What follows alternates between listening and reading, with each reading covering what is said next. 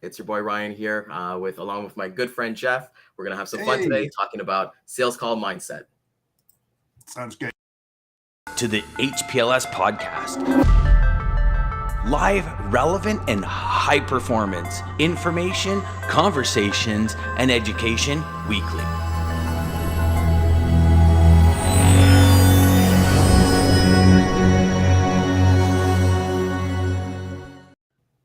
Good morning.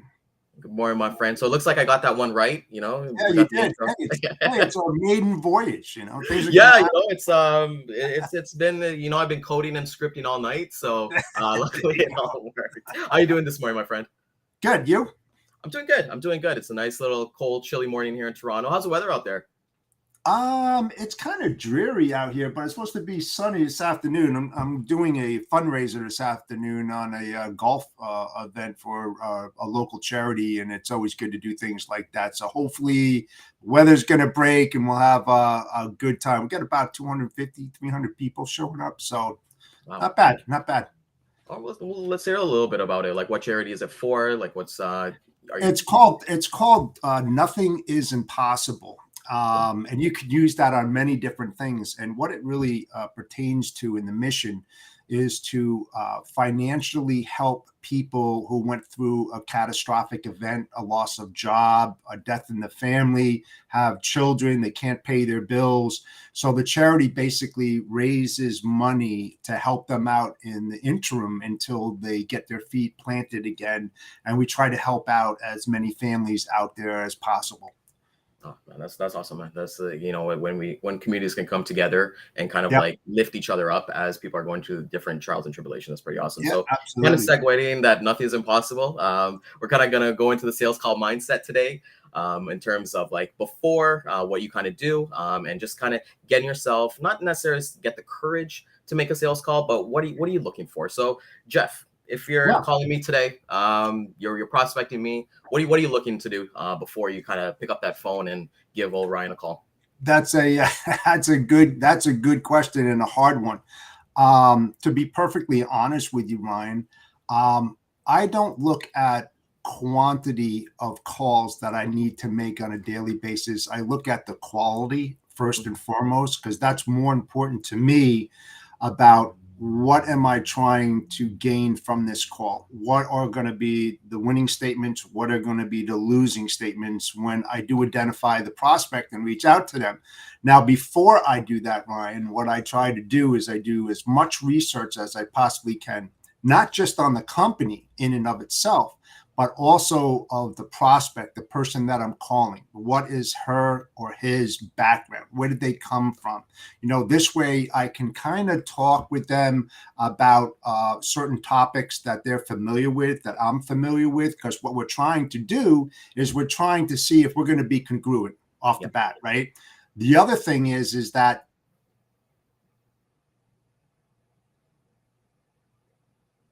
Freezing up here.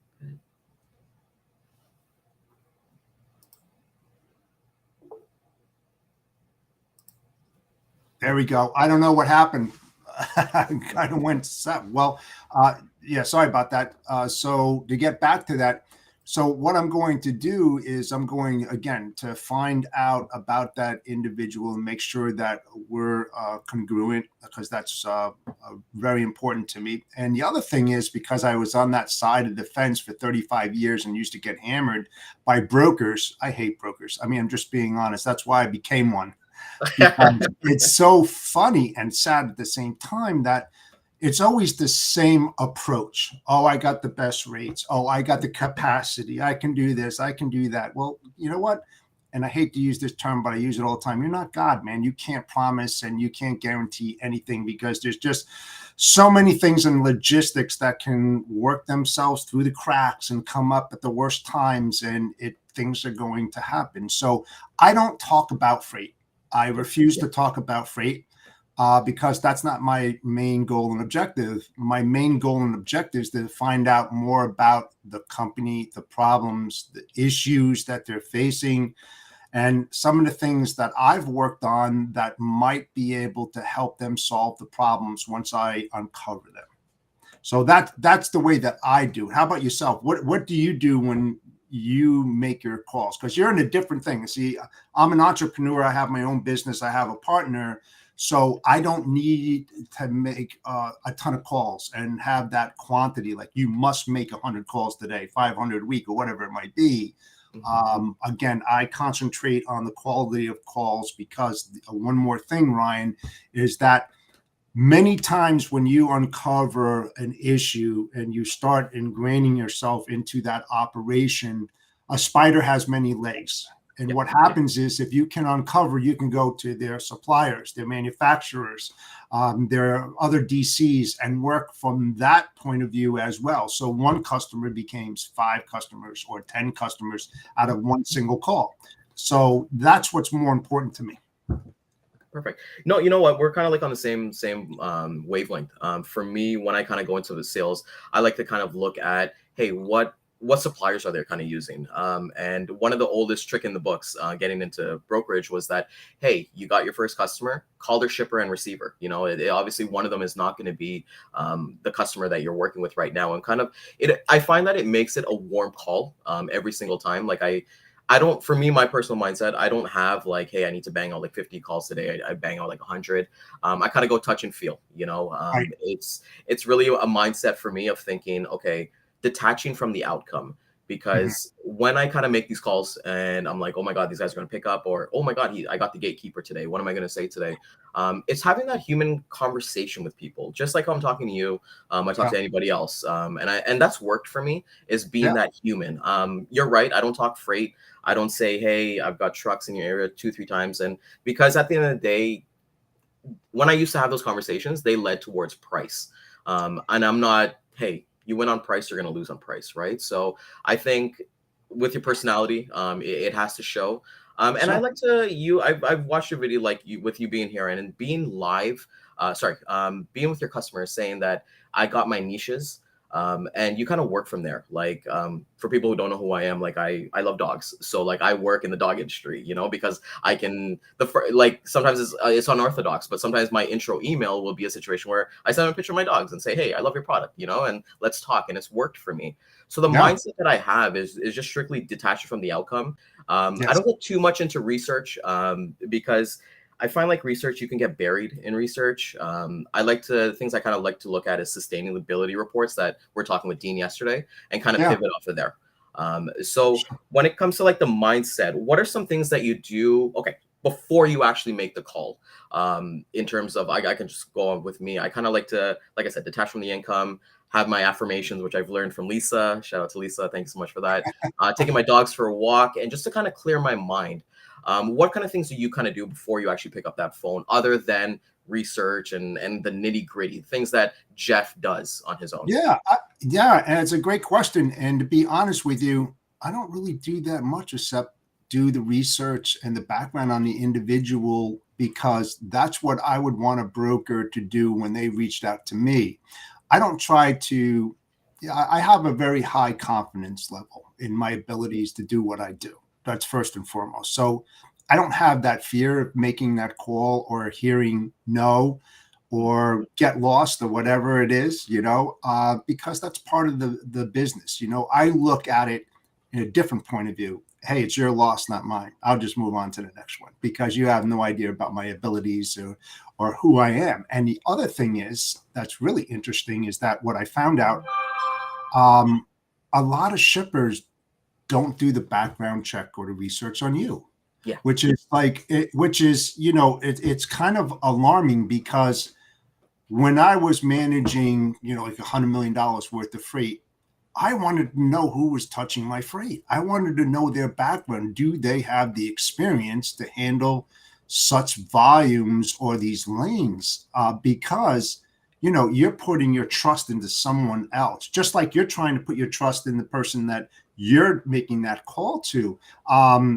It's that engagement. Now, like I said, you love dogs. I was in the dog field for a while. I raised Jack Russell Terriers for 18 years. I won the nationals. I used to travel over the country. I had 18 of them in my house at one time, but I got out of it due to politics at one time. But so, there's so many different segues. And how you uncover is to find out the background of that person. I like, it's the engagement with the customers more than just him and the company. It's about his personal life, his likes, his dislikes, his family, birthdays, everything. When I was an account manager a long time ago, we used to have the CRM, and we would write all those critical touch points down, and we would remember their birthday. We would send a card out to them. The other thing also, Ryan, is that you mentioned about going out to your prospects, vendors, and customers. I kind of wait on that until I'm fully engaged with that customer and knocking it out of the park, and then ask them, hey, can I use you as a reference to reach out to your manufacturers, your vendors, your other DCs? In most cases, they'll do that. It happens to me a lot when I'm able to expand a lot more from a single call.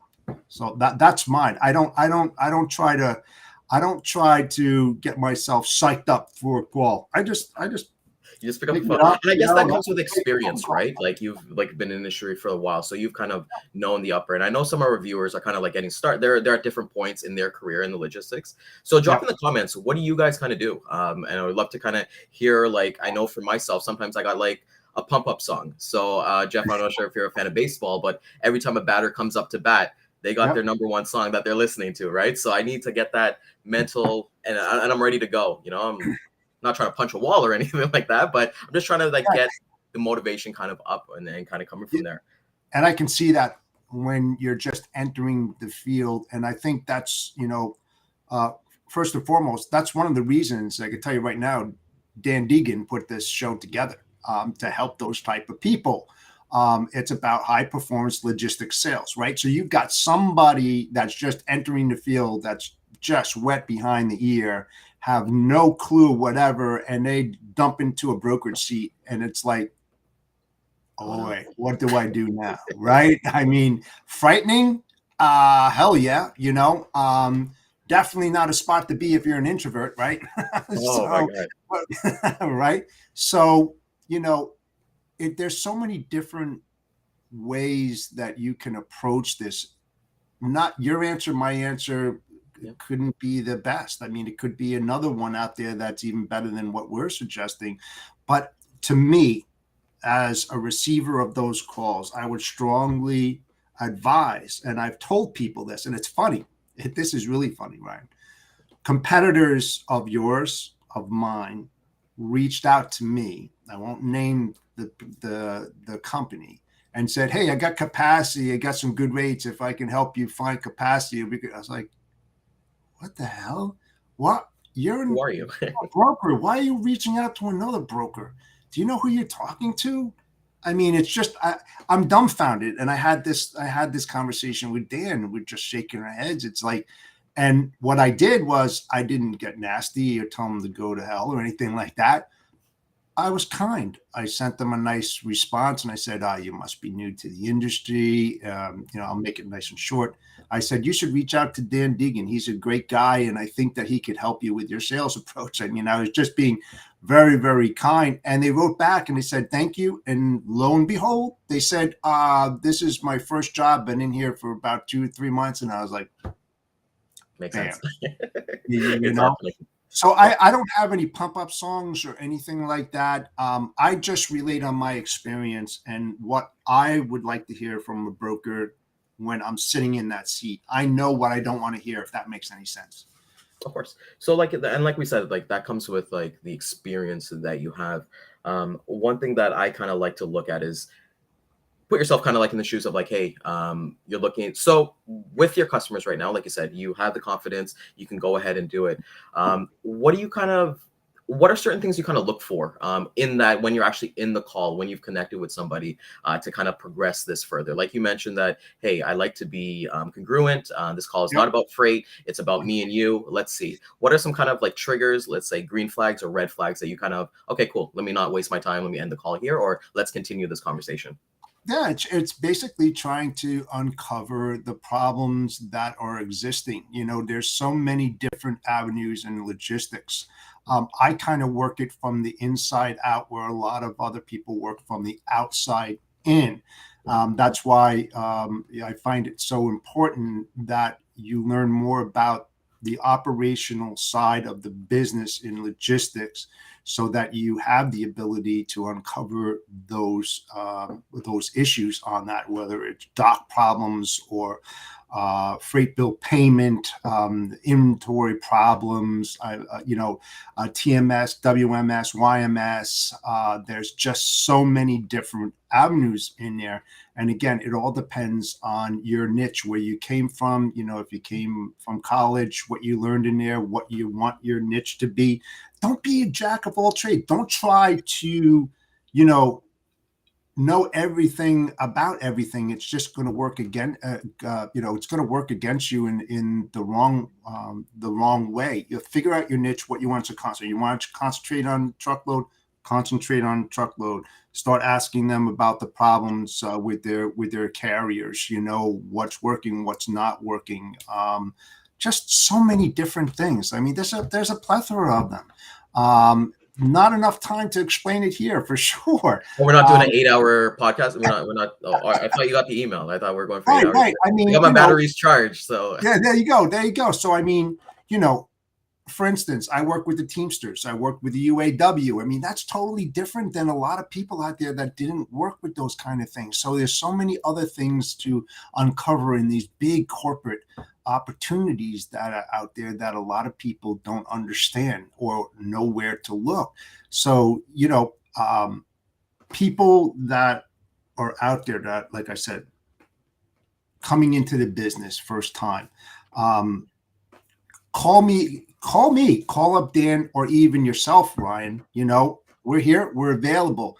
Tell us your problem, where you need help in there, and I'll be more than happy to direct. I can give you more time like that. But being under the gun right now and trying to fire off all the most important things here in 15 minutes, it's very difficult, because it's like a chameleon. You have to shed your skin, and you have to be a psychologist in this field, because you're dealing with many different personalities.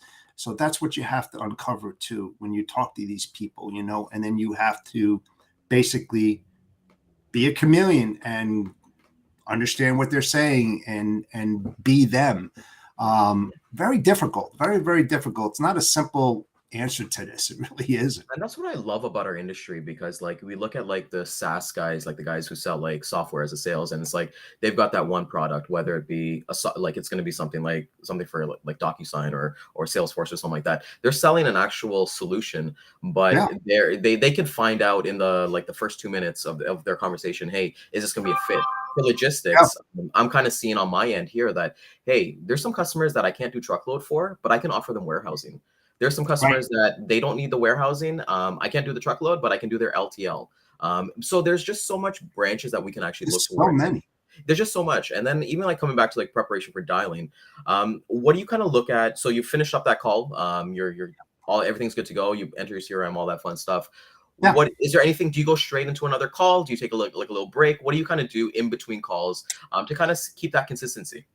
Yeah, and the thing is that I guess I'm fortunate enough, and I'm just being honest, I don't make too many calls because I have that connections out there. And so I'm not a transactional business like a lot of other brokers out there or consultants. They gobble up everything, the one-offs, everything hitting the dashboard, doing all that kind of stuff. I don't really do that often whatsoever. Because what I do is that I work only high volumes, and then I drill into the back end and I open up another door within that same company. And I just keep on going down that path and finding other avenues and other avenues. And the key to success, at least for me, is that if you're knocking it out of the park with that customer and they're in your corral, they'll be more than happy to give you the perfect reference that you need to expand your business. And I'm pretty good at that. And that's how I've grown my business from doing that. And I don't have a ton of customers, and the customers that I have is a ton of business. I mean, does that make sense? So Yeah, no, I'm not a bottom feeder. I don't take that wrong. I'm not a bottom. I'm not a no, you bottom know what? feeder. Everyone's at different stages in their career, and Yes. that's the good thing, right? Because like when I first got started, I've been in this industry for about 6 years. But my first job, I didn't know about logistics. I started off as a logistics coordinator, learned the business, and then I transitioned to sales maybe 2 years after. But it was a situation where, like, when I first got into sales, saying that I'm gonna go out and I want to do 30,000 GP. That was the kind of target. I saw everyone kind of being happy. That's what I wanted to do, and I was like, you know what? Instead of me going after two big sharks that are going to be give me 15 or 20K each, I'm going to go after 30 customers, give me $1,000, and 28 or 20, sorry, two or three of them are going to fall off, but I'm going to build the relationships. And I think too, when it comes out to, for me, like I still make the calls. So like even for the preparation between calls, is that when I have a good one, Yeah. I can't wait to get on the next one. Because that momentum, right? You start spinning a wheel down the hill, you'll keep going, keep going, keep going.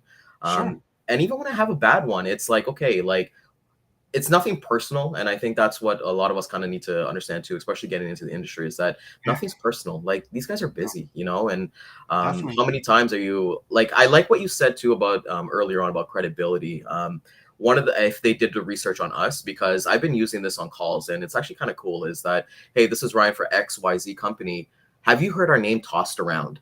Sure. And oddly enough, like I would say over 80% of the people are saying, yeah, I've seen you guys on LinkedIn. I've seen you guys kind of, and it depends like if you work for a reputable company or anything like that as well too. So I think familiarity, because you don't know who's looking at your stuff, especially on LinkedIn, right? Yeah. A lot of Sure. customers, they don't comment, but they definitely engage. They definitely know, you know. So, have you had a situation where like that? Because I know like you're always Yeah. giving data on LinkedIn. Like you had a customer or even a prospect reach out to you, be like, hey, Jeff, I love what you're doing, you know, and Yeah. let's talk. Yeah. And you know something, and this is truth. A company's name means nothing. It's just a company name. It's the person that's actually doing the business. That's why what you said, you know, hi, I'm Ryan from company XYZ. No, I'm Jeff, and you never heard of my company. You know, I mean, that's it. I started this, you know, 5 years ago, and I'm not you know, I'm just a little fish in a huge pond. Mhm. That's all I am. However, here's my background. This is what I did. You know, here's my references that I have. I have a plethora of them. If you'd like to call them up, call them up. You know, that's fine. I'm not going to overpromise and underdeliver on anything. If I tell you that I'm going to do something, I commit. I commit. If I don't like what I hear, I'm going to tell you it's just not going to work, and I'll be more than happy to walk away. I don't feel sorry about that or anything, because I'm looking for a specific opportunity, as well as my partner. Now, I just got a partner, right? Because my company is growing and I couldn't handle it all that. So I found a partner that we hit it off, and we're congruent. It's just the same thing with going out to a customer. That Yeah. congruency, you know, do you see eye to eye? Do you have the common goals and objectives that need to be met? You know, do you understand what that person is going through, and have you sat in his seat? Most of the time, the brokers out there have not sat in their seat, so they don't really understand the complexity. And you said it best. These guys are busy every single day. I understand that. I sat in it. And if you're in logistics and you're working for a big company, you are pressed for time, my friend. You don't have extra 25, 30 minutes, you know, to take 15 calls a day, because you're getting blindsided left and right, up and down all day long. You know, there's fire there, but I call it a learning lesson every day in logistics. That's why I loved it. I love it. Been in it over 35 years, because to me, it's not a job and I love what I do, you know? And so I portray that to my prospects when I do reach out to them. Like I said, I don't make a ton of calls, but I know what they're looking for when a call is made. And that's what I try to tell, you know, the newbies out there. This is what I would do. It's going to come over a lot better than forcing something down their throat. They don't have the time. They're busy. Tell them something that's value added. And whatever you do, don't devaluate your value. Yes. Don't try to take them on board to say, I got my first customer and I'm making $25 on my profit's $5, but I got a customer. No, man, just walk away. Don't do that. And I myself, I've fell for that. I've gone for like taking. I like to call it in my CRM. I like to look at customers like, okay, this is my prospects, and then I've got maybe 10% of them are like home run customers. And it's just strictly based off the name alone. And I've learned quite like quickly that that's not viable. Like what do I care to say that I work with X company? And like you said, making $25 a load. Like at the end of the day, we're in here to get our customers' goals. And I always kind of say, like, cheap freight will always kind of like have you working the most. So those $50 to $100 margin orders, they're fine if they're like crazy volume, but those give you the most headaches. And just coming back to like the sales mindset, like you said, you don't do much calls and things like that.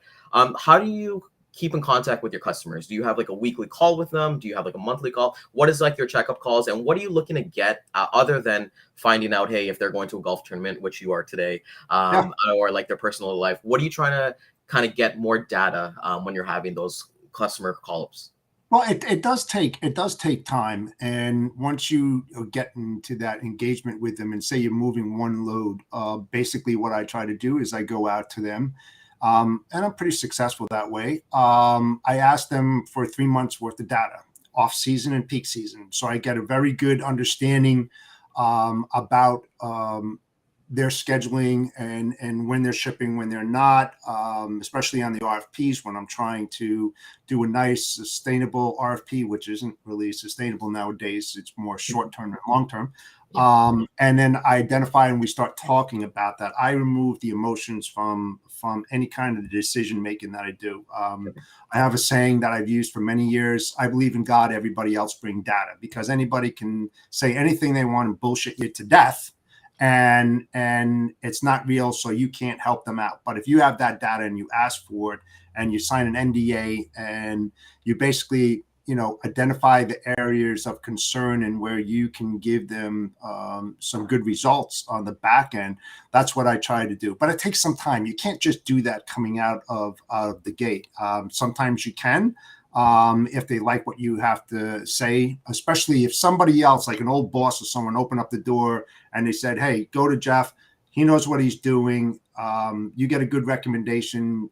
Sometimes you can just go right to the meat and potatoes and say, hey, you know what? I know Mike opened the door for me. Listen, in order for me to help you out, would you mind sending me 3 months of data? I'd like to have some, off season and peak season. And oh yeah, sure. All right, give me a couple of weeks and I'll get back to you. And then one thing leads to the next. But it's not that simple. But one thing, to get back to what I was saying about working from the inside out, and I feel that this is very, very important, and I hope this drives it home for the viewers out there. If you are new to the business and you are coming into it, I would strongly recommend, if you have any connections in the warehouse operations, the DC, I would strongly advise you to go and visit. Spend a day. Yep. Spend a day, go on that floor. Okay. Watch what they are doing. Watch at the height of their day when those trucks are backed into those docks and what they are doing. And just keep an open mind, and you will uncover so many things and ask so many questions when you see things so disorganized and stuff in most cases, that's going to help you to be more creative in solving their problems. Once you can identify that, walk around that warehouse, go into that office, go into freight payment, ask those questions. And in most cases, they'll give you some great advice. Another good advice would be, if you can, try to ride along with the driver. Try to go out on a local route, regional route, super regional route. See what these guys go through. I've done it a ton of times. I did network design and I did Chicago, Illinois, hundreds of routes out there and everything. Drove with a driver, did hub and spoke operations, climbed underneath a pup with a lift gate in the middle of a snowstorm in Chicago and helped them fix a lift gate. So, these are the different types of things that I strongly recommend anybody out there who are not familiar with warehouse operations, working from the inside out, do that, man. It it will benefit you more than I'm telling you right now. Oh, 100%, because like you kind of give that you get the step ahead, right? Like you've actually showed up. And like what I like what Scott was kind of saying in the comments, and Lisa as well, is that you get patience and consistency before sorry, let me pop it on intensity. I'm a big believer in that, especially when you're making sales calls and you're doing your prospecting. That motivation, I could go watch a David Goggins video of him like doing a 5K run. Hey, it's cool for like the first 5 minutes, but there's no way in hell there's no way I'm going to be doing a 5K run, right? So I think consistency, discipline is what kind of gets you forward, because you want to kind of make those small, coming back to the baseball analogy with the walkout, is that you want to bat singles, just bat singles. At the end of the day, you're not trying to go for the doubles or the triples or the home runs. Bat the singles, because you're gonna get at the end of the day with baseball or any sports, it doesn't matter how many home runs you hit. It matters if you win or lose the game, right? The true professionals want to win the game by any means necessary. So we got the 3 takeaways. We're kind of coming up on time here. Just want to thank everybody for kind of coming out. Like you mentioned, you got your golf tournament today. How can people reach out to you? Like I know we got LinkedIn, like you mentioned that, hey, you're always willing to be an ear. How can anybody kind of reach out to you in the best way? Absolutely. Send me a DM through LinkedIn. Send me your phone number. Contact me. I'll be more than happy to help you out. I worked in the business for a very long time. I am not an expert in any one field from cradle to grave in logistics or supply chain, because I chose not to do that.